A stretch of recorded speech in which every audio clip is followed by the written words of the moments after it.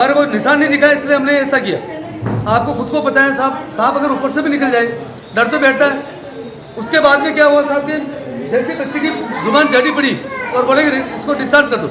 आसीन सामुदायिक स्वास्थ्य केंद्र में अव्यवस्थाओं का दौर रोगियों को किया जा रहा है। जिला मुख्यालय रेफर एम्बुलेंस की समुचित व्यवस्था नहीं होने के कारण ग्रामीणों ने किया हंगामा। स्वास्थ्य केंद्र की ये स्थिति है कि ना यहाँ पे एम्बुलेंस अवेलेबल है, ना प्रॉपर डॉक्टर का गाइडेंस अवेलेबल है। डॉक्टर हाथ छोड़ के भाग जाते हैं, परेशान पेशेंट होता है। अब इन दो बच्चों को सांप ने भटका पड़ा है और ये दोनों तड़प रहे हैं, लेकिन फिर भी अस्पताल के अंदर कोई सुनवाई नहीं है और इनको भीलवाड़ा रेफर करा जा रहा है। रविवार देर रात्रि को 2 बालिकाओं को सर्प दस्त ने डस लिया, जिसके बाद घायल अवस्था में आसीन सामुदायिक स्वास्थ्य केंद्र लाया गया, जिसके बाद दोनों को जिला अस्पताल रेफर किया गया। वहीं एक घायल को भी जिला अस्पताल रेफर किया।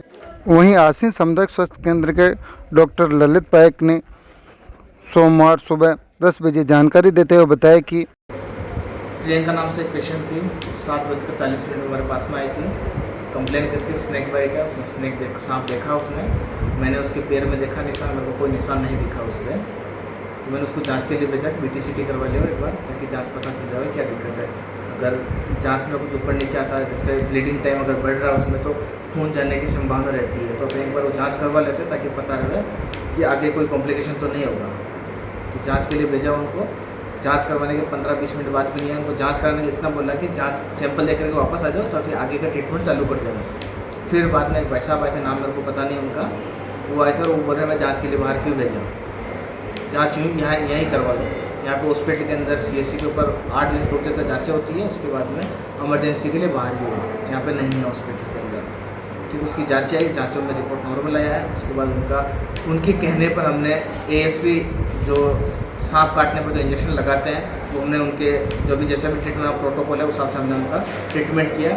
फिर इंजेक्शन लगने के बाद में उनके गले में बोलने में दिक्कत होने लगी, एलर्जी होने लगी, तो हमने उसको रेफर भीलवाड़ा कर दिया। उसके साथ ही एक पेशेंट और आया था, उसके क्लियर कट स्नैक बाइट था, पैरों में स्वेलिंग थी, ब्लीडिंग हो रही थी।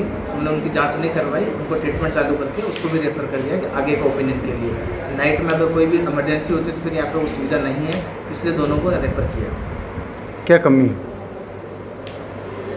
24 आवर हॉस्पिटल चल रहा है, इमरजेंसी के लिए 24 आवर है। लेकिन अब जैसे कि OPD भी लगभग 1000 के आसपास रहती है, इमरजेंसी भी आती है, तो स्टाफ भी कम है। जैसे अभी नाइट में 2 स्टाफ ही है, डॉक्टर 1 है, उसमें कोई दिक्कत, डॉक्टर 1 ही रहता है वैसे भी। लेकिन फिर भी उप जिले के चिकित्सालय हो गए तो उससे और सुविधाएँ बढ़ेगी, ICU वगैरह सुविधाएँ बढ़ेगी यहाँ पे, ताकि जो इमरजेंसी जो हम रेफ़र कर रहे हैं उनको यहीं हम मैनेज कर सकें। क्या नाम आपका? डॉक्टर ललित किशोर पायक।